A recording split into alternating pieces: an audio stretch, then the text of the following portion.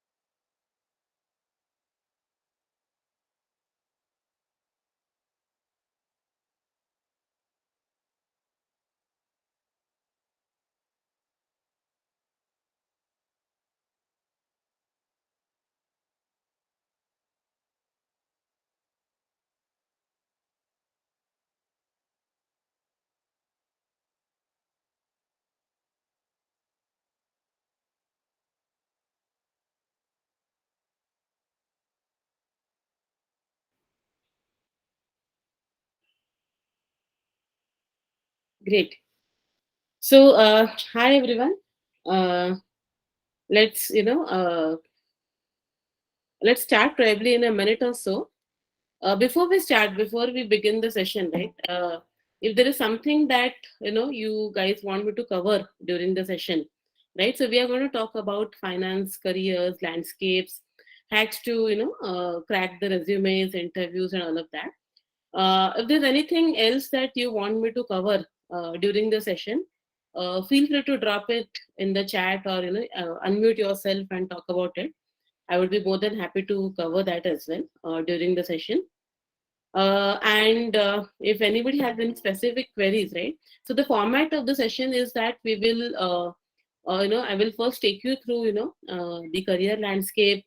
We'll have breaks in between where we can, do a little bit of Q&A, and then we'll take a lot of questions at the end as well, right? So that is how we will keep it. But in between as well, right? If you have any queries, observations, concerns, feel free to put that on the chat, right? Whether you are on the Google Meet or whether you're on the LinkedIn Live, anything is, both are fine. We can take up the questions or the queries that you have, right? So we will just pause for say half a minute. Let me start sharing my screen so that we can start sharp at 10:05.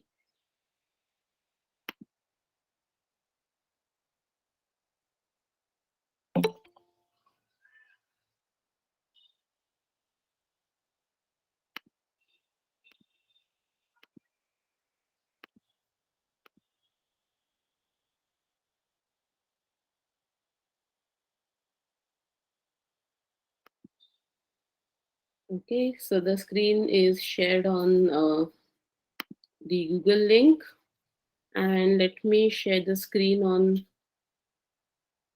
this as well. Yeah, LinkedIn Live as well.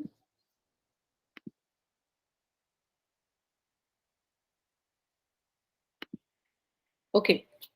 So Go Crack It team, can you let me know if my screen is visible or any of the participants?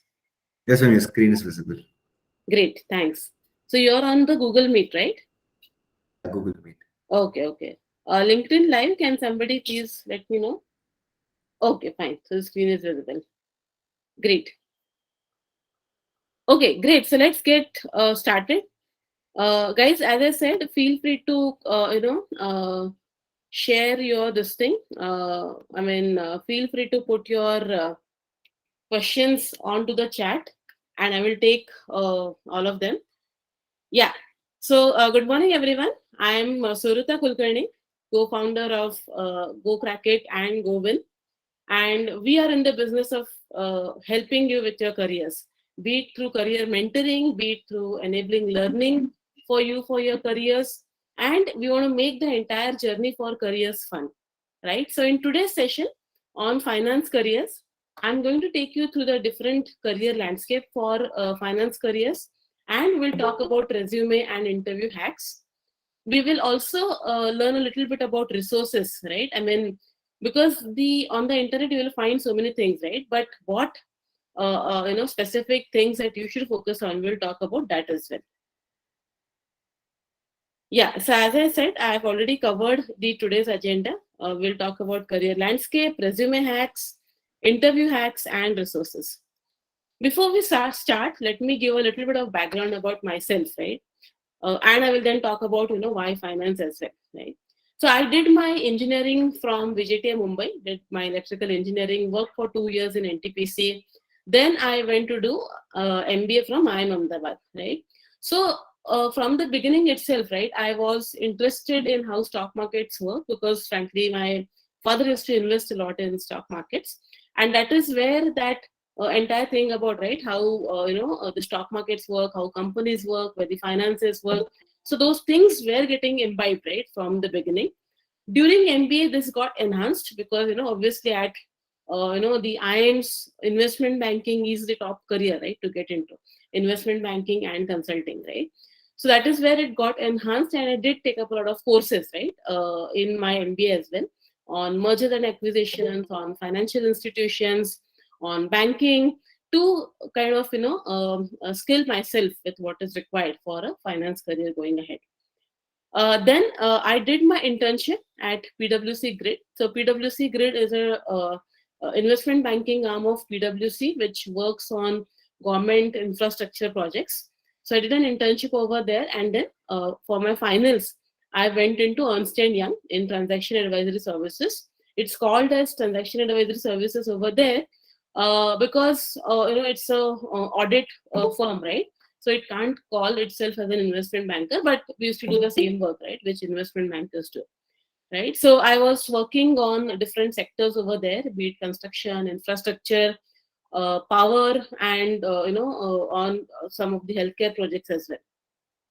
Right, then I started my own advisory firm, LKP Power Advisors, which was again a financial and strategy advisory firm.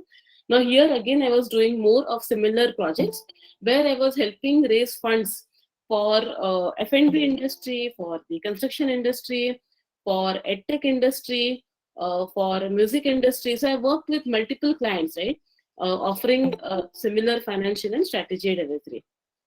Post that, I also started working at IIM Bangalore. So I studied at IIM Ahmedabad, then worked at IIM Bangalore for almost 4 years. So at IIM Bangalore, I used to work with faculty, and I have co-authored case studies, which are published at Harvard Business Publishing. So at most of the MBA schools, case study method is the one which is used for learning, right? So faculty use that, and I've authored these cases, and these cases are across finance, analytics, marketing, and different domains. So if you go to Harvard Business Publishing and just search by my name, you will find these 8 case studies listed over there. And then I founded Go Crack It in 2017 along with my co-founder Alok. And Alok is an IIM Bangalore alumni, and he has also expertise across different domains. So yeah, that's a little bit about me. And we are on a journey to help people, students, professionals, to help them with their career success. That is what we are here for. So that's about me, my background. So why finance, right? So you guys are here. You have either worked, dabbled a little bit in finance, or are interested in getting into finance, right? Why did I choose finance, right? As I said, I had an interest earlier, right? But when I started studying more and more about finance, I learned one thing, right? That if you are in the finance domain, right, and even if you are in an organization or if you are on the consulting side, right, be it on an investment banking side or in a portfolio management side, right, you get to understand the business from a 3000 feet view, right? You know how a company's strategy is being implemented and how this company's operations are helping and driving the company strategy, right? So being in finance kind of keeps you on the top of the entire business, right? And not just the business, the competition, the industry, and everything, right? That is what intrigued me, right? While when I was in finance. So, for example, I was advising a firm which was in building different projects, right? Power projects, transmission projects, distribution projects, warehouses, right? So it was a project company, right? So therein when I went in as a finance professional, as a finance advisor, right? So there I was looking at the projects, right? And I was advising the company by evaluating, by doing financial modeling on different projects on whether they should be investing in warehousing, whether they should be investing in power projects, transmission projects, distribution projects, and also where do these projects stand with respect to their short term, medium term, long term goals, right? So, and now if I'm deciding on one strategy, right, where I'm, let's say, focusing on short term for a state of Madhya Pradesh, but I'm focusing on long term for North India, right? Then I'm also building an organization which will drive my strategy. That is where, finance becomes very exciting, right? Where you are on, on the strategy side, finance side, and also looking at whether the organization is operating and achieving its goals. So that's what excites me about finance. People here, you can drop in your messages, right? I mean, what excites you about finance? And it could be high paying job as well. I mean, that's also a perfectly okay thing to do. But be cognizant, right? I mean, finance as an industry, as a domain, it is very, challenging. It is very exciting, but also very demanding as well, right? Be it investment banking, be it PVC firms, right? I mean, whichever way you look at, it is demanding, right? So be ready for that, but it's very exhilarating and exciting, right? Great. A short, quick announcement about the Finathon that we are doing. So as I said, right, we are excited, very, very excited about, being with you on this week-long journey. So we are starting with a workshop on finance careers. Then today and tomorrow, we have a quiz on financial analysis, right? And it's already on. I think at 10 a.m. it got on. And this is a competition, right, which you can play, compete with your peers. You can see where you stand in terms of others. And for all these quizzes, you will get a certificate as well. I will show that to you as well in some time. So this financial analysis is one of the most important skill sets, right, across finance career. And that is why we have designed this quiz on that. Then we have a second quiz this Wednesday on 18th on valuation methods. Again, a very important skill sets for all finance professionals. So finance is not just about numbers, right? Doing analysis on Excel. It is also about the stories behind those numbers, right? So we'll talk a lot about this during the valuation methods, right? On in the quiz in that. Then next weekend, we have a workshop on financial modeling. Now, financial modeling is again a very important skill for people getting into investment banking, PVC firms, equity research, and most of the other finance careers, right? So that is where this is a skill set which you should definitely have. And hence, we are doing this workshop next weekend on this. And again, next weekend, we will have a quiz on investment banking.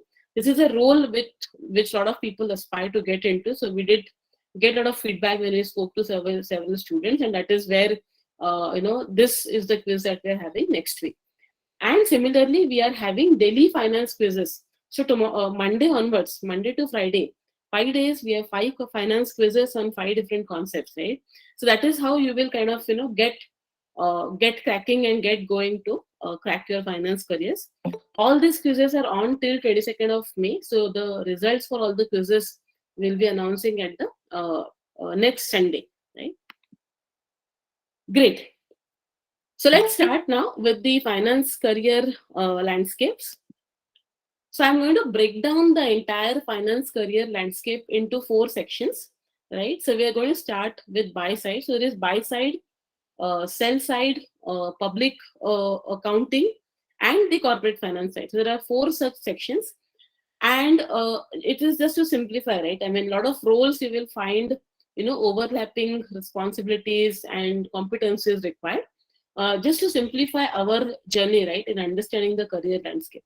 So buy side is basically organizations which have funds with them and which want to invest in different financial assets, right? So that is what the buy side careers are about. So this could be a private equity firm. So in a while, I will tell you how a private equity firm operates. So private equity firms, they basically get funds from different institutions. It could be a pension fund, right? So pension fund is basically everybody, who is working, right, contributes some part of their salary to to as pension, right? Now this pension is something which is getting invested, which has to be invested, right? Because the value of that should increase so that by the time you retire, you get that pension. So these are called as pension funds, and these are pretty large, right? Because employees across the world, they contribute to their pensions, and these pension funds need to invest in different types of investment assets so that they grow and they are also stable, right? I mean, the risk reward also needs to be taken care of, right? So these P firms, they get funds from either pension funds or somebody, yeah, thank you. So the PE funds, get funds from different, such organizations, institutions, or even individuals, and then they invest. Either it could be a growth capital, or it could be a VC fund which is investing in startups, right? So both kind of operate in a similar fashion, but has different time horizons for investment. PE firms probably has 10 years of time horizon. VC funds has 3 years of time horizon. So that is how they invest into. So these are all people who are on the buy side, right?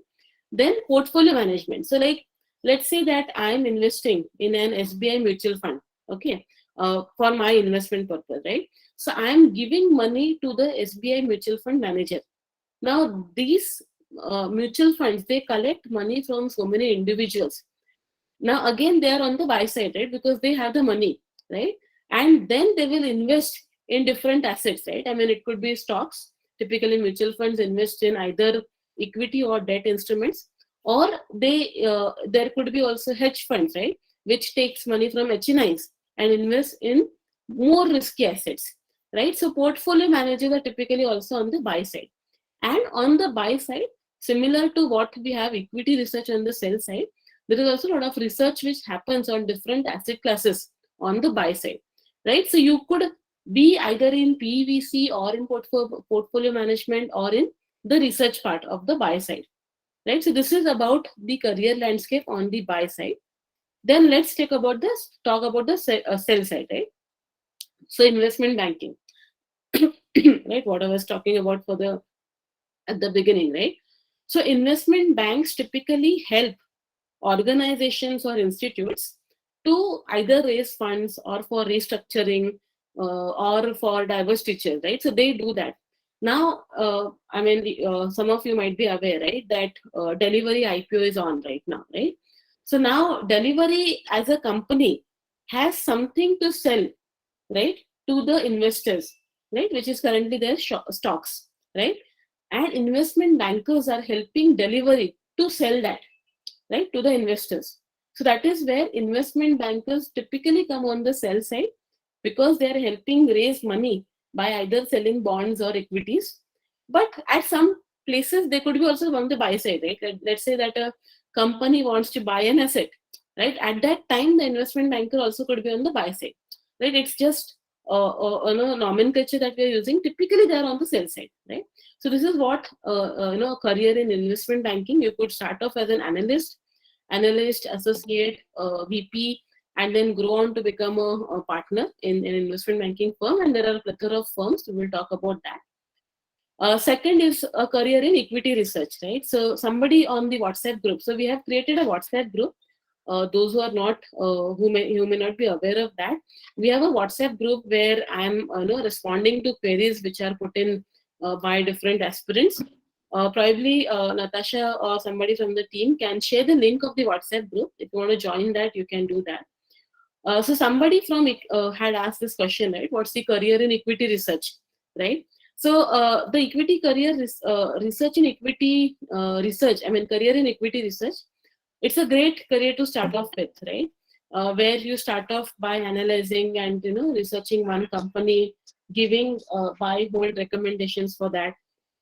Then you do it for a sector, right? I mean for an industry, and then for a sector you attend company calls, right? Investor calls with companies, so it grows well, right? But after 10 to 15 years of your career in equity research, you start stagnating, right? Because you are managing a lot of young researchers and all of that, right? But post that it becomes stagnating.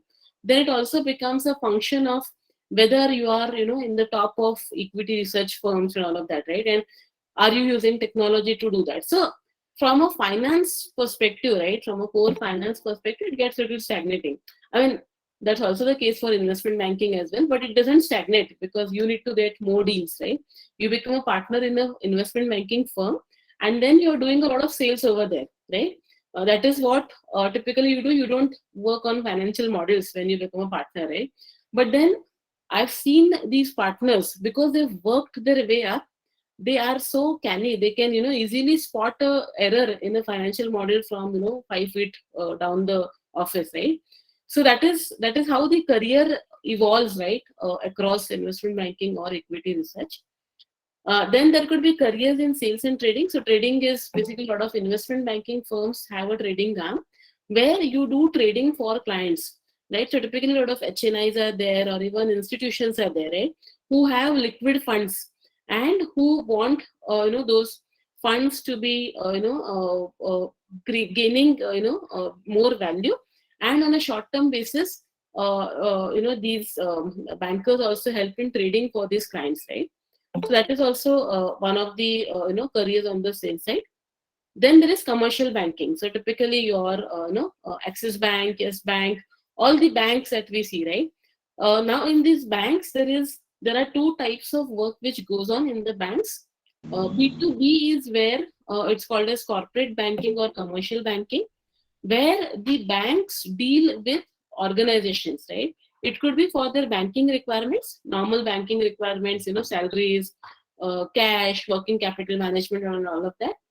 Or it could be also for project finance, right? So banks also give large amounts of money to the corporates for their projects, right? So typically for an infrastructure project, 70% of the value of a project comes from a bank, right? So these are also very exciting careers in banks, where you are doing similar kind of work as investment banking, but you are kind of evaluating projects, and on a different scale, right, altogether. So that is also great exciting career in the commercial banking space. So let's look at careers in corporate finance. So every organization also has a team, right? It is typically called accounts or finance or accounts, right? Where there are roles for finance professionals. So accounting is what organizations do for a reporting purpose, right? It is all about what has happened in the past, right? This is also an important role. I mean, I'm not saying it's not important, but and that because really gives you a lot of insights into what an organization has been doing and probably would do, right? So we have covered a part of this in our financial analysis quiz. So that's an important accounting role in an organization. There are also corporate finance roles, right? So corporate development. So as I was mentioning, right, when I'm working in an organization in a corporate finance role, I'm looking at how do I grow my organization, right? What kind of funding do I require for the growth? Where do I get that funding from? And how do I close this funding? So again, this is like an investment banker, but you're working for the organization itself, right? So that is what you're doing in this corporate development or corporate finance role. Second role is an investor relations role, right? So you have a lot of investors. Typically, these roles also could get outsourced. Some of you might have heard of KFIN Technologies, or somebody who works as a registrar, right, for an organization. So when the number of investors in a company become too large, right, when you just don't have private investors, but also have individuals, right? So once a organization does an IPO, you have individual investors. Then the investor relations becomes a huge function in itself, right? Where you have to have your relationships with the institutions as well as with the individuals. And that is where this is a big function in the corporate finance landscape, right? Then there is a treasury function. So treasury function is basically managing the finances of the company in the most effective way to get the maximum returns on it, right? So let me give an example. Let's say that Infosys is sitting on a pile of cash, right? Now this cash, if they just let it be, it is obviously not going to give them a lot of returns, right? And the shareholders will also demand that you invest this cash in a good way. So that is where a treasury function comes in, that for any excess liquidity, excess cash that you have, how do you invest that on a short term, medium term, long term basis, so that you make the most out of it and you also have enough liquidity, right? That if there is any crunch, right? I mean, if there is any project fails or payments fail from organizations, then the company needs liquidity, right? So the treasury functions does that, right? Where they're investing for long term, medium term, short term, and for liquidity as well. And they ensure how do you kind of manage the company's finances in the best possible way. And the last function is the financial planning and analysis. So this is in collaboration with the accounting team, right? Where and the finance team, right? So you need to kind of work with both of the teams, where you are looking at how the company has been performing, and then you plan for the future in terms of a fundraise, in terms of allocation of capital, in terms of what you want to do so that the company grows, right? So that is the financial planning part. Analysis is looking at the past trends and how we have been deploying capital. Are we efficient in doing that, right? So that's the financial analysis part, right? So this is also a very interesting part, and I can share. I mean, if anybody of you wants to understand how the career journeys in either of these operate, I can share more resources on that. I mean, just ping on the WhatsApp group, and I will be happy to share that. Now, last is the advisory part, right? So now this is where bulk of financial professionals will get into, right? So typically, finance is a regulated industry, right, across the globe, and you need to file several documents, right? Be it for the Company Act, be it for the income tax. If the company is publicly listed, then SEBI or SEC. So across the world, there are multiple regulators, right, which want to ensure that the investor interest is held up to, right? And that is where they need the companies to file different reports, right, for to ensure that the investors money is not lost, right? And that is where there is one arm where the big fours work, right? So this transaction advisory, this is not investment banking. This is to help companies basically report on the different transactions, be it big payments, be it sort of divestitures. That is where they come into play. And a lot of these consulting firms, somebody was on not mute. Great.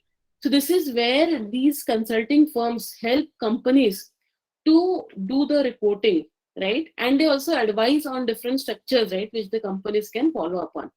So this is basically what we also call as public accounting, where all these are required because of the regulations which are in place across the different countries, right? Which is required for all the organizations, right? Then there could be a due diligence, right? Like, let's say that somebody is doing a an M&A, right? Can you just thank you.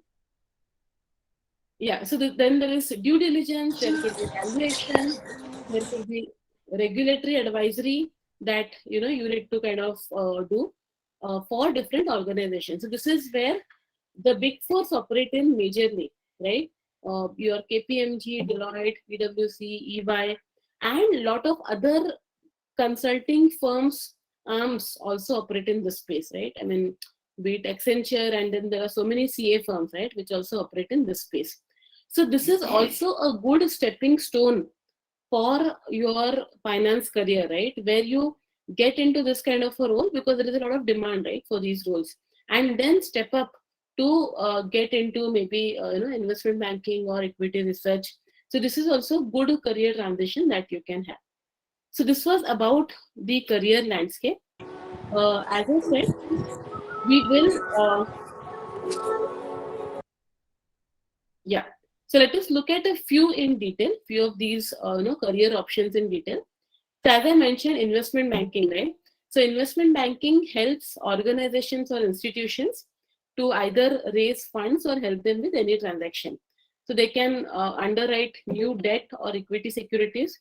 What we are seeing with a lot of IPOs, right, being done. So IPOs, FPOs, any of these large fundraisers, typically investment bankers help organizations to do that. And for that, they get a certain fixed and success fee. That is how the investment banking firms earn their revenues. And typically, these are very small teams which work for large finance deals, right? And 2%, 5% of these large, IPO fund, like let's say that you're helping raise 5,000 crores, right? And you get 5% crores, right? So that is where these investment banking firms earn a lot, right, in the finance deals, and that is where they're also able to pay their employees a lot, right? But as I said, it's backbreaking work. You need to put in 18 hours a day. That is like given. Weekends also you may or may not get off depending upon where in the deal cycle you are in, right? That is what typically investment bankers do. Yeah, somebody who is having a problem with this thing, please ensure that you're on mute. Any questions that you have, feel free to put it on the chat. I will take up all of those. Yeah, so that is what investment bankers do. It's a one of the highest paying careers. I mean, probably it could be just below PE firm, but I mean, both of them great learning and amazing career options, right? I've just given a list here of the top investment banks across the globe. So if you can see, they have structured, right? So JP Morgan is the top bank as of now, and it is based upon the fees that they have earned, right, over the past. I think it is for FY till 2022. You can see the data here. First Jan to say, yeah, dates from so and so, and they've also given the percentage of fees collected by product.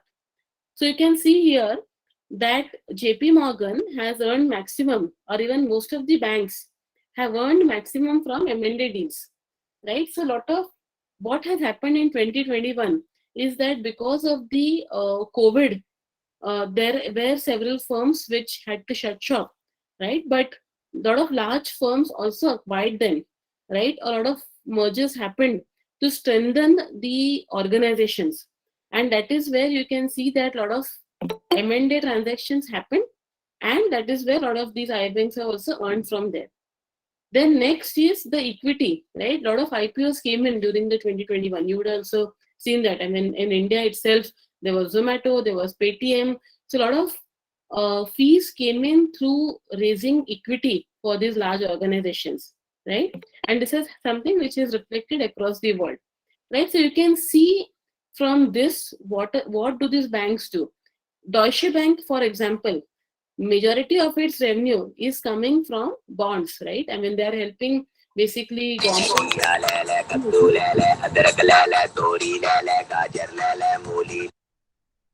to issue bonds, right? So that is where the money for Deutsche Bank is coming. So based upon your interest, right, you can also look at which bank that you want to get into, right? Because the obviously, right, I mean, from the product from which they earn the maximum revenues, that is what the dominant function of that bank would be, right? So do that analysis, right, before kind of shortlisting where you want to get into. Let's talk a little bit about equity research. So equity research is a great function which most of the bulge bracket banks have.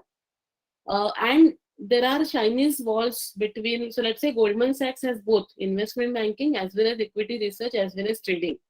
Now the regulators across countries, they don't want this any insider trading happening, right? So information which equity research guys have should not go to the investment banking guys before it becomes public. So there are something called as Chinese walls, right, between all these functions in the within a bulge bracket firm. What do the equity research guys do? They basically analyze the companies based on fundamentals. And it's very interesting, in terms of this analysis, right? You're looking at the past trends of a company, and you are, kind of trying to project what the company's valuation should actually be. Some of the companies are undervalued, some of the companies are overvalued. And let me talk a little bit about that. So typically on any organization's balance sheet, you can see the book value of the company. So that book value of the company and the actual market value. So actual market value is number of shares of the company into the price of the stock. So those are very different, right? Because the book value typically has assets on, maybe may not be on the market, market pricing of the assets. It may be on historical basis. Then some of the very important assets of a company, for example the management team. So for example, the management team of say any startup, be it delivery, right? So this is headed by Sahil Barua and the team, right? Now if Sahil Barua is not there in delivery, right, then it will affect the delivery, IPO, and probably the future as well, right? Although these organizations are built and it is professional and all of that, there is a huge value to the management team. And this value of the management team as an asset is not captured on the balance sheet, right? And this is where, but the market captures it, and hence the market gives a value for that in the stock market, right? So this is what the equity researchers do, right? They look at the company, look at the industry, look at the competition. They do that entire analysis and then give a recommendation whether you should buy, sell, or hold the shares of this company, right? It's very interesting, right? I mean, for example, ITC.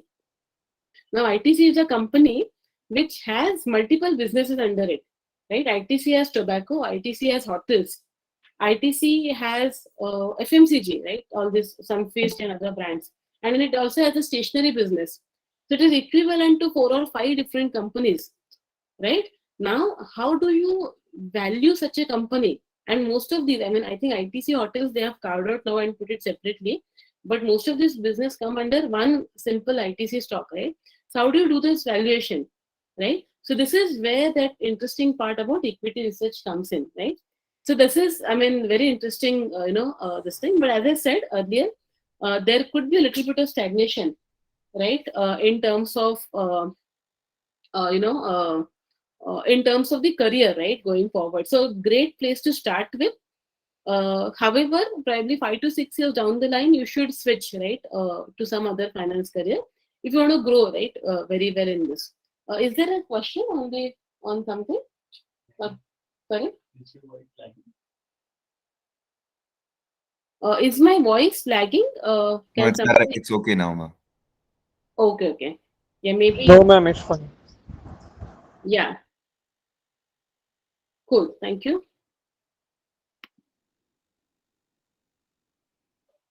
Yeah, sorry, these are top 10 firms. So I've also listed, what are the top 10 firms in equity research. So JP Morgan is leading this now. So UBS, right? UBS was one of the top firms till 2020, right? I think for almost 8 to 9 years it was on the top. Now, how do they kind of rank the equity research firms, right? That is also very, interesting, right? So equity research firms typically, share their research output, right, with their clients and, on the public as well. So the number of downloads or the number of accesses to their this thing to their research output, that is one of the parameters. Then the correctness of their recommendations, that is one of the parameters. So there are multiple parameters which go into ranking these firms. What has now happened, like, so typically you would be working on Excel, right, to do this analysis and looking at a lot of data to do this. Now what has happened is they are also using technology, right? So they are using a lot of predictions using AI ML models. They're culling data across the net to also build into their research models. So that's that's an interesting thing, right? I mean, if you are interested in finance and technology as well, right? So this is a good place for you guys to be in, right? So that is a thing on the equity research.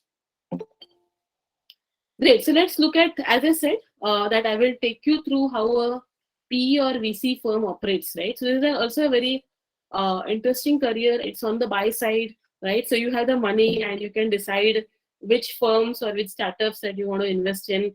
And this is a very aspirational career for finance professionals, right?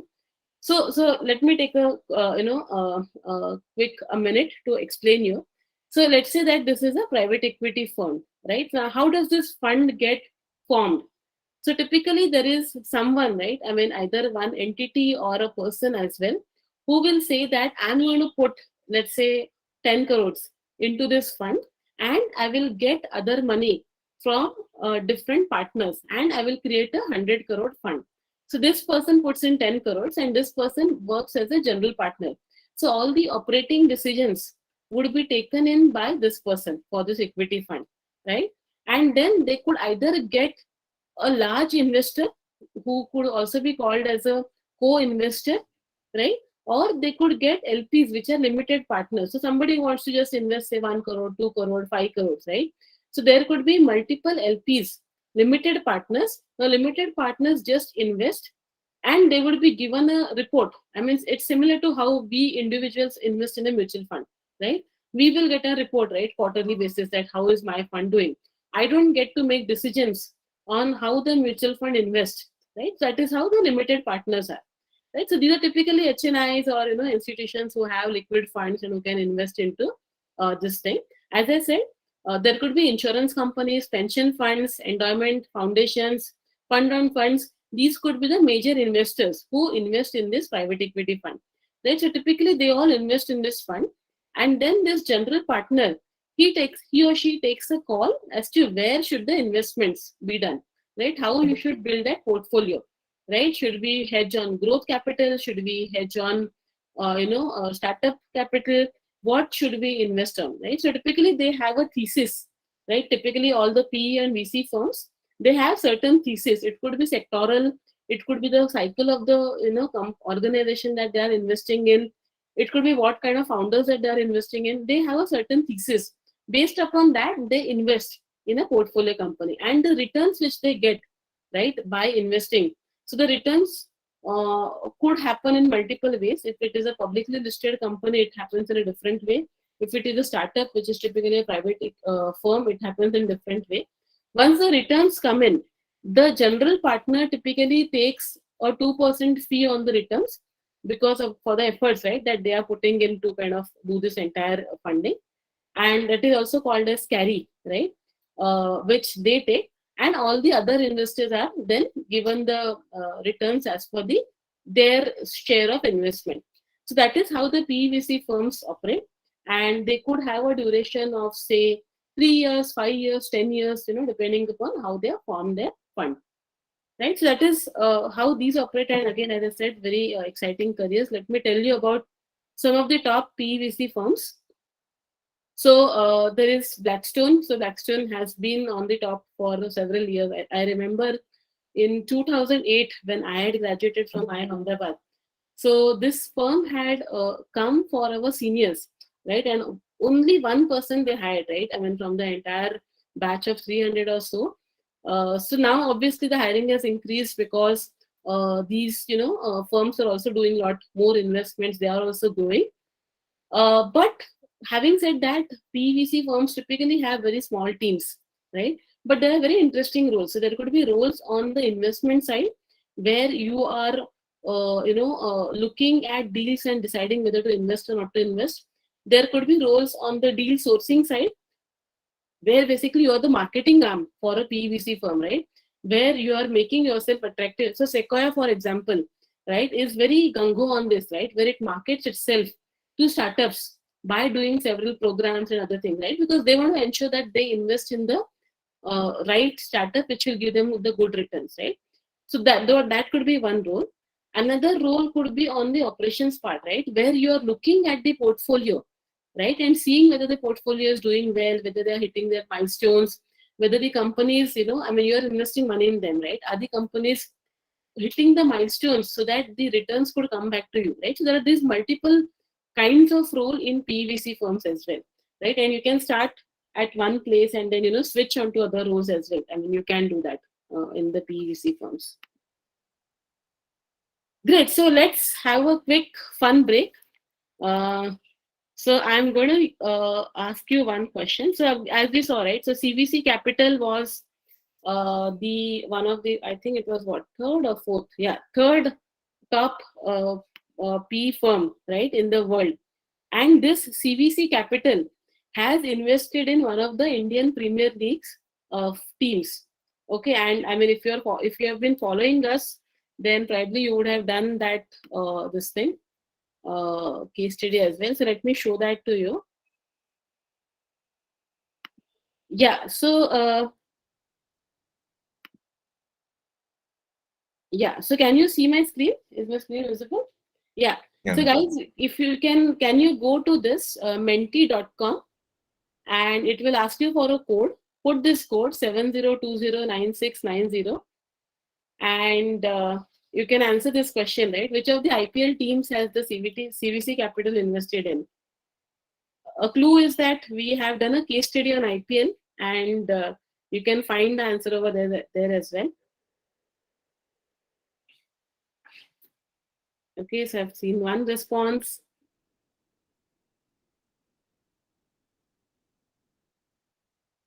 The bias effect is kicking in.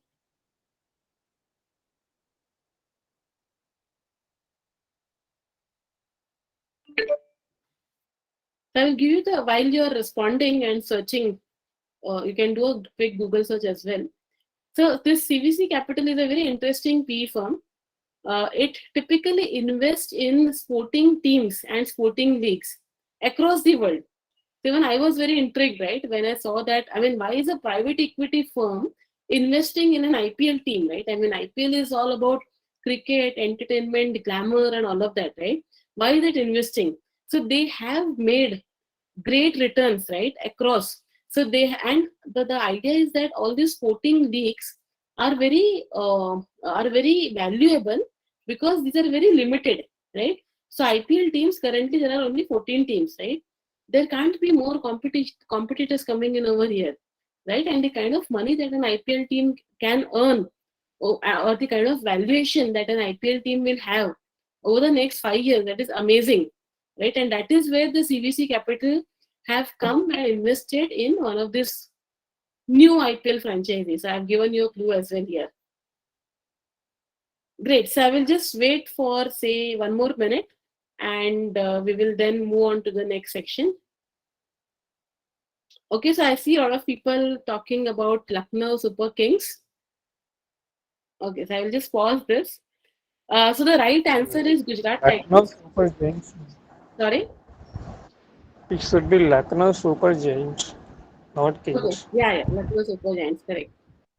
So the answer is actually Gujarat Titans, but nonetheless, Lucknow Super Giants also have seen investment from the RPSG, the Goenka Group. And you should see, I will share this resource as well, right? You should see this Sanjay Goenka's interview on why he invested, right, on a venture which is going to make losses for the next 5 years. But at the end of 5 years, how he is going to take back the value, and how he's going to kind of make his investment grow. It's a very interesting these things. I will share that. Great, guys. So this, I have already given out the answer, so let me go back. Thanks for participating in this. Cool. So now let's quickly look at certain resume hacks, right? I mean, you have kind of learned about how the career landscape is. We will share more details. I mean, just share in questions as to what you need, and we will help with those resources as well. So let's quickly look at resume hacks. So whenever you're applying to a role, right, in the finance career, do a thorough JD analysis. And one of the quick ways to do that is put that JD, I mean, just take out that JD and put it in a Word and do a word cloud analysis, right? And then do a word analysis, I mean, a cloud analysis of your resume. See what is the match, right? Because the keywords on the JD and the keywords on your resume should match, right? And the reason for this is typically, I mean, see, I mean, hundreds and thousands of people apply, right, to any given role. And typically the companies have something is called an ATS, right, which is, software which automatically goes through different resumes. So that is where your, JD and your resume should have a great match, right? So this is a quick hack. After you have kind of fine-tuned your resume for a given JD, do this, right? So that you will have a better probability of shortlisting. Then some of the, Ma'am, does JD mean joint director? sorry, JD is, I mean, job description. I'm sorry, I Oh, did not mention that. So every role, right, will come out with a job description, and in that job description, the competencies required for that given role are mentioned. Competencies, skill sets, education, and all of that. So that and your resume should be in tandem. That is what I want to convey here. And the quick way of checking that is by doing a word cloud. Online, if you search word cloud, you will find that. And you can do that quick analysis for yourself to have a better probability of getting a shortlist. Great. Then some quick hacks on the hygiene factor of a resume. Okay. So there is a research, right? And Google has done this research. The way most of us read, right? Most of the languages are read in a top to bottom and left to right format, right? If and English, for example, English is the most common language used across jobs, right? So the human eye is trained to read from top to bottom and left to right, right? And hence your resume, all the important things that you have done in your past experiences should be at the top, and all the in a resume bullet, let's say that you have helped your student investment fund to grow returns by 15%. Let's say that you in your college you have an investment fund and you have done that. That 15% growth should come on the left. You should say that, improved the returns to 15% by doing so and so, right? So that most impactful thing should come on the left. By the time I read from left to right, my attention span decreases, right? And by the time I read from top to bottom, again my attention span decreases, right? So that is where you should ensure that the most important stuff of your resume should be in the top left corner. So the quick hack to this is, if you take a printout of your resume and you tear your resume, right, horizontally half and vertically half, the top left portion should be enough to tell about yourself. And that is why on a resume, typically we will write the name on the top left corner, right? Because that's the most important name, I mean, part of the resume, right? I mean, how would I know whose resume is it? So all those things, your name, your contact details, and the most important thing which could come in a career summary should be there in that top left quarter of your resume, right? So this is a quick hack again, so that you have a better probability of shortlisting. Amplify relevant work. So you might have worked, let's say, in an internship for 2 months, okay? And in that internship, typically it was all day-to-day routine work, right? It might be accounting work or something, right? Now, let's say that that company had an investor meetup, and only for 2 or 3 days you worked on that investor meetup. But there you met 50 investors, and you helped the organization with something which is very important. Even if you have worked for only 3 days out of the 2 months of your internship, that is the work that you need to amplify. Forget the routine work that you have done, right? So it doesn't matter how much duration you have spent where. It matters what is the relevance of the work that you have done, right? And this is the case for everyone. I mean, not everybody does, awesome work every day, right? Some awesome works happen just on few of the days. But on the resume, you need to amplify that, right? So that is what, question yourself on each of your work experience. Is it relevant? Is it going and relevant as per the JD that you're applying to? Focus on that. Bring that to the top, right? Bring that, the most important parts of that to the left, right? So amplify your relevant work. As I've also answered on few of the WhatsApp questions, internships, live projects, certifications, these are very important for signaling, right, that you are interested in a specific role or you're interested in a specific career, right? So build that relevant work experience. Some of you may not have those experience, right? So how do you build it? You can obviously, I mean, internship is one of the best thing to have, right? So you can start applying for different internships. In fact, we might also come up with one, right, in a short period of time. We will kind of update it on our app and the web app as well. So build those internships. If you don't get an internship, try to do an academic project with your faculty, right? Or if that is also not possible, do a self-initiated project. Then there are several firms right now, right, which have which provide certain projects, but be very careful, right? I mean, project shouldn't be that you just do a course and you just look at a financial model. That's not a project. You should have worked hands on that, right? You should know those things inside out. That is a project, right, where you have worked upon something. So build that relevant experience. I've seen a lot of resumes on the top with career objective. Now that is something which is not required, right? I mean, most of you, I'm assuming, are freshers or with very little experience, right? You don't really need to mention career objective, right? There is a JD which the company has quoted. You're applying for that JD. The company knows that you're interested in this role. And what's the point of mentioning that, I'm interested in working with senior management, blah, blah, blah. It doesn't help anyone, right? The JD part.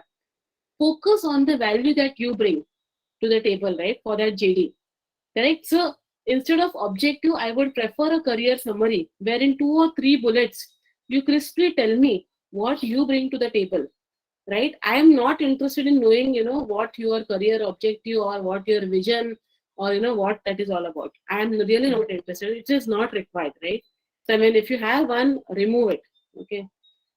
Then, thirdly, that this is so the 5 hacks are done, right? I mean, now this is more about hygiene factors, right?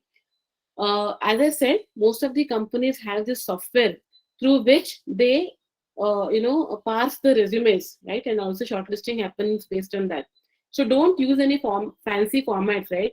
If there is a table or a picture or a graph, the ATS can't read it. ATS can read only text, right? So forget all the fancy resume formats. Have a pure text resume, obviously with sections and headlines and subheadlines and all of that, right? That is required for easy readability.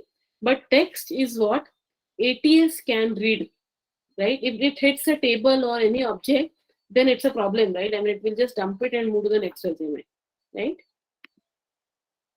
Client and team handling, right? Now, as I had mentioned, right, most of the finance careers requires you to be able to work in teams and for you to also handle clients, right? So if you have any experiences on that, right, and it could be something like where you have organized something at your college, right, or if you have an internship where you've actually done this, mention that, right? That is something which is important in the finance careers.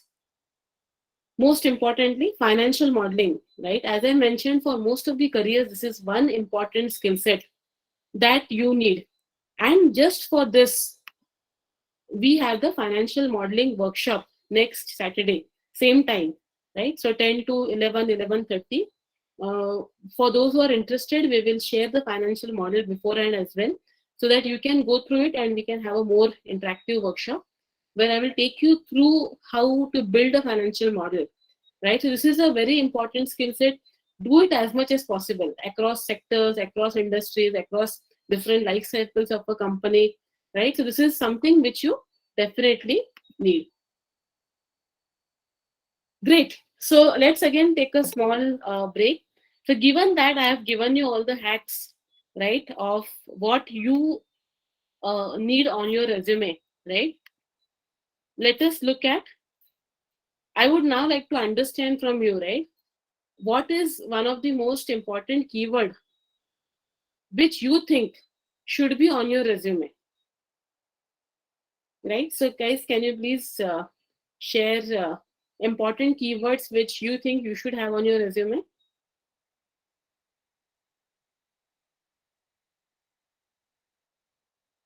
Should we write it? Go to Menti and then Yes. write it. Yeah. Go to menti.com.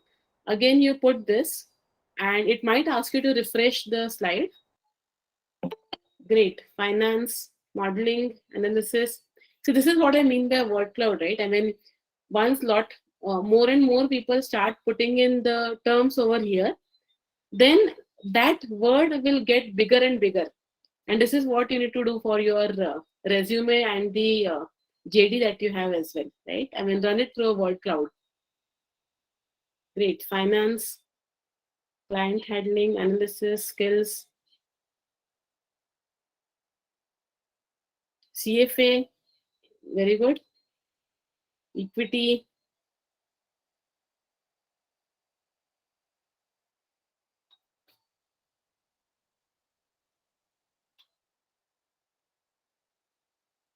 cool.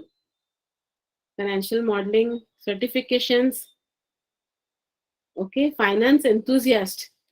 This is a little tricky, right? I mean, it looks good on LinkedIn, but perhaps not on the resume. Team worker, very nice. Valuation skills, very important. FRM, certifications, financial modeling, very good.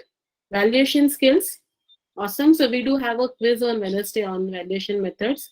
So I mean, you will get a certificate on that as well. So which is good to show.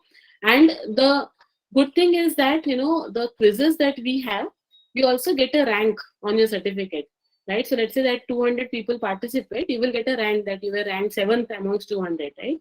So that adds much more value than just saying that I have done a course on dude for valuation, right? I mean, you have done a course, so what? I don't know how much have you understood. Vis-a-vis, if you say that I've got 7th rank out of 200 students, then that brings in much more value to me as a recruiter, right? Because you're quantifying your achievement, correct? Great. Banking, financial modeling, client handling, equity, projects. Awesome. So thanks for participating in this. Now let's go to the interview hacks. I will take probably 10 more minutes. So if you, I hope it is fine with everyone. Cool. So quickly, let me take you through the 5 interview hacks. So what you should prepare upon, right? That's the question, right? That everybody has that, okay, for finance interviews, what I should prepare upon. So financial analysis, right, is the most important thing across different roles. You should know what your financial statements are, how do they work together, and your financial ratio analysis, right? Given a income statement, given a cash flow statement, given a balance sheet, you should be able to read beyond the numbers and find out what is the company's story or strategy, right? That is very important. So financial analysis is not just number crunching. It is about figuring out the stories behind it. It's a very, very interesting thing to do. So in fact, the quiz which has started today at 10 a.m., this is on financial analysis, right? So you can quickly test yourself, right? Where do you stand in this financial analysis, right? And you can benchmark amongst others. So this is one thing which you should know, right? I mean, this is like, I mean, it's a hygiene factor. It should be a second nature, financial analysis, right? Valuation, right? Now, valuation is very important for, you being able to do valuation is very important for roles in PVC, investment banking, and equity research, right? Which are probably amongst the top, roles, right? I mean, highest paying roles in the finance career domain, right? And valuation, although we can do a lot of number crunching on Excel and all of that, right? But a lot of things comes with experience, right? Because once we have done that DCF methods and the comparables methods, and we have seen at what deals are happening, right? Valuation is also about what value the buyer is getting, right? And the seller is getting the money for, right? Are they getting the work for that, right? So focus on creating valuation models, right? When you're doing financial modeling, also do a few valuation models and know and learn about valuation. Again, that is a very important skill set. And see, once you're able to talk as an expert in an interview on valuation, right? I mean, you are in. right? Then the organizations needs people, right, who can go and do that valuation of assets, right? And it is important for even portfolio management roles, and it is important for, let's say, private hedge funds as well, right? So this is a very important skill set. Thirdly, current affairs, right? What's happening in the world around you? Have a tab on that. That is very, very important. Reason being, the finance markets, right, the stock markets are affected by what's happening around the world, right? Who would know that, the Ukraine-Russia war would, tank all the, tech IQs which have come right now, right? Some, that government saying that, crypto will be banned, and hence, all the cryptos are, this Luna, right, one of the very exciting and stable crypto, right, which is now, losing its market share. It has crashed, right? So what's happening around the world, you should know that, because it's immediately applied to the markets and to also, the work that you are going to do, right? So deals, policies, economics, what's happening, that is something which you should be aware about. Read a few papers, put those Google alerts, and you would be up to date on this. And not just know current affairs, you should have your own point of view on the current affairs, right? So you should be able to tell with certain logic that when will certain stocks now pick up, right, in the next few. If you said that you like stock markets, then this is what you should be able to talk about, right? Problem solving. So most of the firms will ask you certain guesstimates, or probably, probability questions, or even case studies, because, as I said, right, the markets, the structures, everything keeps changing very fast, dynamically. They want people who can actually solve problems, who can think on their feet, who can break down the problems and get things done, right? And that is where you should be prepared with guesstimates, case studies as well for different finance interviews. Just give me a minute. Again, if several of you are interested, we can do a session on this as well, on typically what kind of guesstimates cases are asked in the finance interview and how you can crack them, right? So this is the fifth, and very important, because, as I said, most of the finance work is very demanding, challenging, and you're under pressure for a lot of time. They want to check whether you would be able to handle that pressure and perform well, right? So are you somebody who is a leader, who can do teamwork? Would you be somebody who they can put in a client facing role? Are you clear in terms of why you want to join this role or this company? Are you okay doing sales? As I said, right, partners at the highest level, they have to do sales, right? So don't shy away from this. And sales is client facing, right? And you need to get business, right, for your firm or a bank or wherever you're working in. And long hours, right? As I said, it will have long hours, and after long hours, they party hard as well, right? So are you that kind of a person who will fit into the team culture? That is also what they will check in the interviews, right? So look at what the culture of that company is. And nowadays you will get a lot of this information on YouTube as well, right? What is the culture, and hence how would you fit in into that culture of the company, right? So this is something that you will have to prepare in your behavioral and fit questions of the finance interviews. Great. So let's again, go back to Mentimeter. Just a quick question, and probably it's a giveaway to the first question that we have on the quiz. So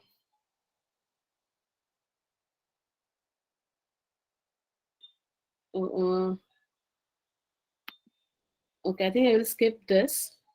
Can you see? Can you go to menti.com and again, use the same code 70209690, and you can see a slide over there, and you need to find the odd one out over there.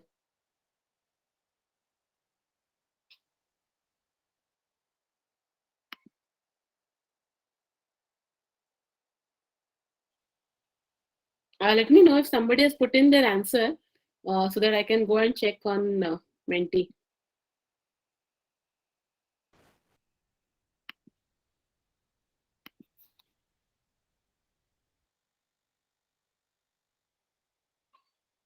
Ma'am, code?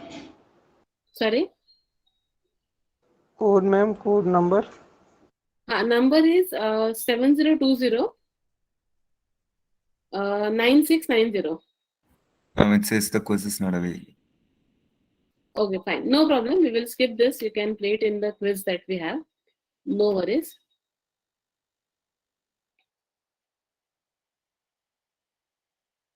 Cool. So now, team Go Cricket, can you share the links? So as I said, we have the financial analysis quiz, which is ongoing. Ma'am, can you share that PowerPoint with us in the group? Yes, I will do that. I will do that. Thank you so much, ma'am. Sure. So we have the financial analysis quiz, which is ongoing. Probably Natasha or somebody, can you please share the links? Yeah, so the links are shared here on Google. You can play it on the app. You can also play it on the web, right? This is a quiz on financial analysis. As I said, one of the top skills which everyone will require. And as I mentioned, you will get a certificate, right? Post you have completed the quiz, take your time and play it. There is no hurry in terms of playing the quiz. So you can, download the app and, play the quiz either on Android phone, or if you don't have that, you can also go to our web page and play the quiz on financial analysis. So, great. So let me now share a few quick resources and then I will take questions. So yeah, so this is about the Finathon. As I had mentioned earlier, we have started today with this session on finance careers and the financial analysis quiz.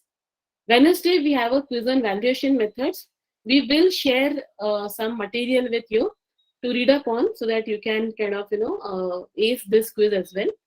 Next Saturday, we have a workshop on financial modeling, followed by a quiz on investment banking. And throughout this week, we have quizzes on finance, right? So we have daily quizzes on finance on both our web app and our quiz, our mobile app. Let me take you through some very... Ma'am, can we attempt the quiz anytime before 22nd May? Yes, you can play the quiz anytime before 22nd May. So all the quizzes will be on till 22nd of May. Because the whole idea is that, to help you with your, kickstart your finance journey, right? So week long, we are focusing on that, right? So all the quizzes will be on. We can also probably share recordings of the workshops as well, so that, you can use that. Great. So let me take you through some of the resources. Most of you might Hey, know. ma'am. Yeah. Sorry, you have a question? Jayesh here. Yes, Jayesh. Ma'am, one doubt, ma'am, in my MF industry, hello, Right. Yes. in MF industry, that's a NAV calculation department, how to start a career as Correct. a fund accounting. Sure. Jayesh, my team had sent that question to me. So let me get back to you, right? I will, get back to you on this question because in the MF industry itself, right, there are so many roles, right? And this Yes. NAV calculation, right, typically there is a portfolio manager which looks at all the portfolio stocks, right? And that is where the NAV calculation is done. And it's a, as you said, right, it's a pretty complicated thing which is done. Yes. How do you start over there? Typically, it would come, you would start as an analyst in a given fund, and that is where you will grow. And it is, you won't be just doing that calculation, right? Because going ahead, you will want to, be a fund manager, right? Rather than somebody who just does NAV calculations, right? So I will get back to you, Jayesh, on that as well. In terms of the starting, right? Where can you start over there? I will get back to you on that, right? Ma'am, but which certification will be useful and degrees? Sure. So, see, typically, if you have a general, finance degree or post graduation, right, then that is a good starting point. Whether there are any specific certifications, I am checking on that, on whether that could help you on that. I don't think there is any specific such as getting certified just for NAV, but I will get back to you on that. Okay. Okay. Thanks. Yeah, so few resources, as I said, Investopedia is something which you all would be knowing. Then there are two of these, and very important, Wall Street Mojo and Corporate Finance Institute. I've highlighted these because they also have a lot of free courses, right? From where you can get certifications for those free courses. And the courses are pretty rigorous. These are highly value-adding courses. So even though these are free, it is not like, I mean, they are very short courses or something. These are very good courses. So you should complete all these free courses from both Wall Street Mojo as well as CFI, the Corporate Finance Institute. In fact, the CFI also runs a very good YouTube channel, right? So you should kind of, follow that as well for, updates on what's happening in the finance industry around the world, right? So that's a quick hack, right? Because there are so many things you don't know what to follow. So this is one good source which you should follow, and this is a good source for all certificate for free certificates, and also for answering a lot of questions. Right? There are a lot of FAQs on this Wall Street Mojo as well. Then Money Control, obviously, for not just up-to-date data, but also lot on the analysis which they have come up with, right? Then there are Ashwath Damodaram, right? So Ashwath Damodaram is a faculty at one of the US universities. I think he's at New York University, ma'am. New York University, right?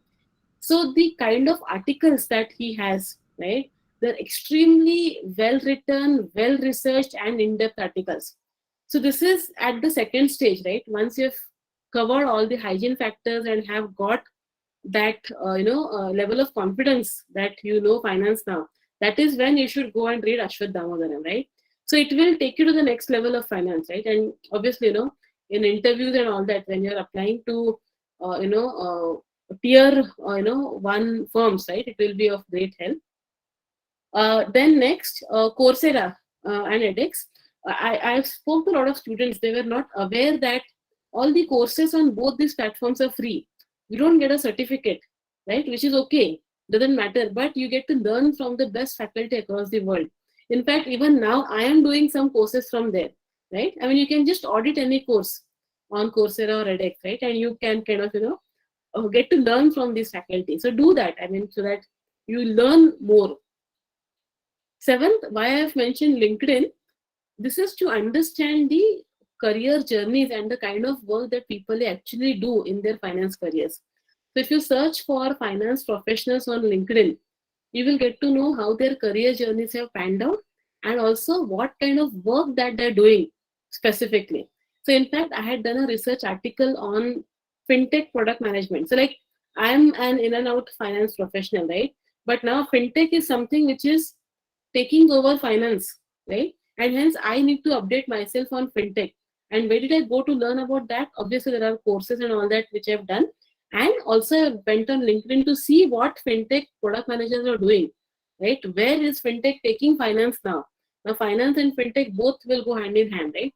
So this is where you can keep yourself updated. And then obviously look at different, follow, professionals, get a mentor, right, to help you in a finance journey, and go to different platforms, right, for finance, right? Some of these which I've already mentioned. Some could be discussion forums, right, where like-minded students, professionals, or clubs can come together and discuss about different activities, right? So keep yourself updated through multiple channels so that you don't, miss out, and you don't also get fatigued by just, trying to update yourself. Great. So thank you everyone for your time. It has been really great to talk and see you interacting. If there are any questions, I can take those. All right. So yes, I'm taking questions. Just 1 minute. Okay. Okay. So guys, I'm also posted on my LinkedIn about the session that we have done, and with more details about Finathon. You can also kind of post your questions, like, comment, share, so that you reach out to more of your colleagues and help them. And we will also yeah, just 1 minute. Yeah, let me stop presenting my screen. So you can also and then you can follow me, and we can share more resources with you, and we can help you in your entire finance journey. So that is what you can do on LinkedIn. Let me take up the questions. I'll be joining the top 15 B school this June. Would CFA certification help for getting into IB and equity research? Also, can we make a switch from equity to IB in future? So the answer to the second part is yes, you can make a switch from equity to IB. I have seen a lot of professionals do that. Do you need a CFA certification? So not really, right? I mean, see, CFA certification and the work that you do in an investment bank, those are very different, right? I mean, see, but how does a CFA certification help? It helps you to get a good grasp on finance, right? On all the terms, terminologies, everything, right? That is where it helps you, but it really doesn't help you to crack investment banking jobs, right? So if you're in a top 15 B school, that is good enough. Signal by doing projects, by probably doing internships, your interest in IB, right? That will be more helpful than just a CFA certification, right? Probably because you are just starting, you can probably enroll for CFA 1. That's a good signal enough, right? I mean, that's a good enough signal as well, right? For that. So you can do that, but not really essential to get into IB. Okay. Okay, so we have shared a thing for word cloud as well. A link to help you do the word cloud. I've done internship in Vikram has a question. I've done internship in different groups. So can I add them in work experience in my resume? So internship, yes, you can definitely add it. Some of the colleges use different softwares, right? So be it Superset or be it Ricolta, where you need to kind of have work experience differently, which is a full-fledged experience, and internship differently. But the recruiters will see them in a similar light, right? Because internship is also where you have done actual work. So this is relevant enough, and you should add that. Okay, can you help me with structured format of resume? Sure, Shivam. So we can share a resume template as well for finance folks, and you can use that, to create your resume. In fact, as a part of Go Crack It mentoring, we also do resume review sessions. I mean, you can, we can help you with, initial comments on your resume as well. What is CFA certificate and where can I get its certificate? Yeah. So Deepak, you can look at, just search CFA Institute, and CFA is basically chartered financial accounting or something. Analyst. Sorry, analyst. Analyst. Yeah. Yeah. Right. And this is an intense 3-phase exam, right? Where you need to kind of clear all these 3 phases. It does take a lot of time, effort, and money, right, to clear that. It is valued, but again, as I said, right, I mean, if you're already doing your MBA from a top B school, again, not really required, right? I know a colleague who had started his CFA after joining Ernst & Young. So he just finished his CFA 1 and then he dropped it, right, because he was not requiring it any longer, right? That is what. I have a doubt. Yes, Tejas. Just give me a minute, Tejas. Let me close the questions from the chat. Okay, and then I can kind of take the IB. Cool. Yeah, so I think I've covered all the questions from the chat. Yes, Tejas.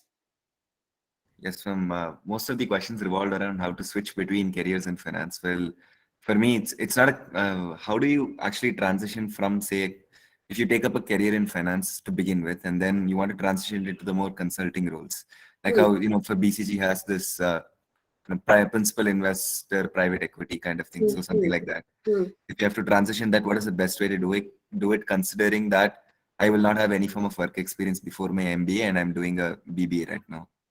Okay. Good question, Tejas. So again, I mean, when you're saying transitioning to consulting, is it for consulting or is it for the main P? I mean, you're consulting to the PE firms, that kind of consulting. That is what you're talking For about. consulting in general, Right. Okay. I don't want to stick with finance for Sure. long, even though I love it. Correct. So that's actually, I mean, being in finance, it's quite easy to transition to consulting from there, right? Because in finance, I mean, you have seen organizations, right? As I said, from both 30,000 feet view as well as the ground level, right?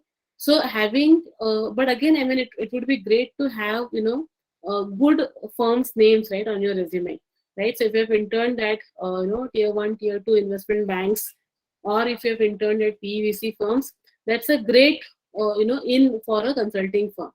Let me give you an example. So one of the students whom we had mentored, right? So she had worked in, say, PwC for a few years, and then she had started her own venture startup, Then she went to NCR to do her MBA, right? So she, and we obviously helped her with her resume and all of that, right? And she got calls from all top VC firms, right? Be it Sequoia, from all top consulting firms as well, right? McKinsey, Bain, BCG. So she's cracked now in Bain, and she will be working over there. So the moral of the story is that if you have finance work experience, it is really useful to get into consulting, right? So I mean, and how do you do the switch? Again, see, consulting firms, they look at something called as spikes, right? So if you have done a deal in your internship, right, or if you have worked on a pitch deck, right, which is being used by a client, right? So showcase all the spikes which will help you for your consulting career. Yes, ma'am. Yeah. Thanks. So, but I mean, I can't have any form of work ex before. So the only way I can sort of get in through this through internships, doing proper internships in my bachelor's. Yeah. So unless, I mean, they are, I mean, so consultants typically they will, they do hire for analyst positions. But I would advise you to do an MBA from Tier 1 institute and then get into a consulting firm, right? Because the kind of growth trajectory that you will have, would be much better than starting off, from an analyst from day one. So I've seen a lot of people who are from, IITs or from somewhere from DU, right, who start as an analyst, but then they take a break, do their MBA, and then go back again, right, to the consulting firms. So you would suggest finish, take a break, and then do it from a Tier 1 institution, and then start off consulting role. Yeah. I mean, obviously, I mean, getting into an Tier 1 institute itself, right? I mean, that will give you a lot of options, and that will really help you to kind of flourish, right, over there, having that MBA as well, rather than just starting off from BBA. If you want to work for 2 years, that is also great. Do that, then do MBA and then go. Right, that will also be useful. Thank you. Yeah. Cool. Any other questions? Is there anything on LinkedIn live? Okay, cool. I think, yeah, those questions are covered over here as well. Thanks, team. Great. So we are at 11:27. If there are no further questions, I would like to close this. And thank you everyone for joining for this one session. It was great having all of you guys over here. We do have the quiz live. We have the quiz live on both our web app and on our mobile app on the financial analysis. As I said, it will give insight as to where you are standing as of now in the financial analysis part. And then we have a series of quizzes lined up for this week.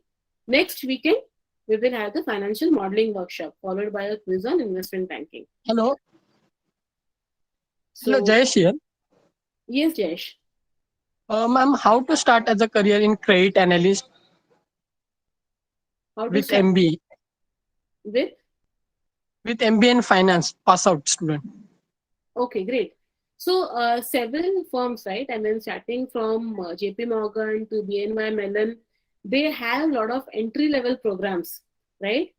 These are entry-level programs for credit analysts. So they have a kind of, a 6-month training program where they will take in freshers as well, right? Freshers or 1 or 2 years of experience, that is also okay.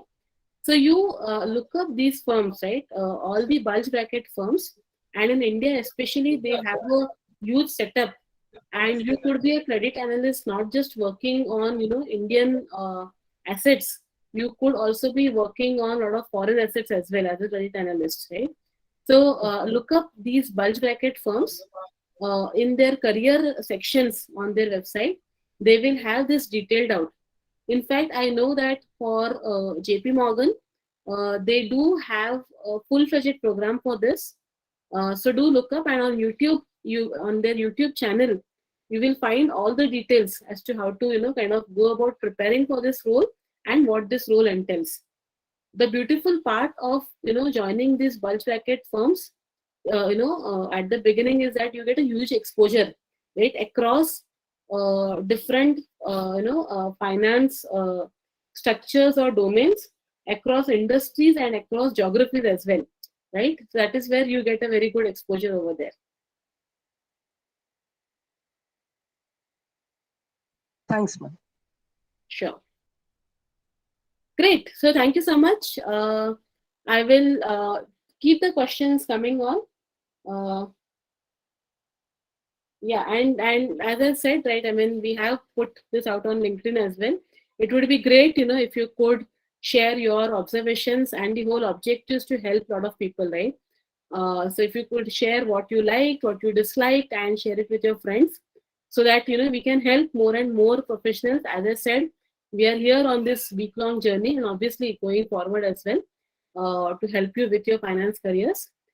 Do share and like the links, comments, and do play the quiz as well on the app and the web, and everything, right? I mean, whatever we are doing, I mean, there are no charges, nothing for it. It's just that our love for helping people with their careers, that is where we are doing this. So we just want your good wishes, that is all. Thank you so much. Thank you very much, ma'am. Yeah, thank you. Thank you. Thank you so much, ma'am. Thank you. Thank you so much, ma'am.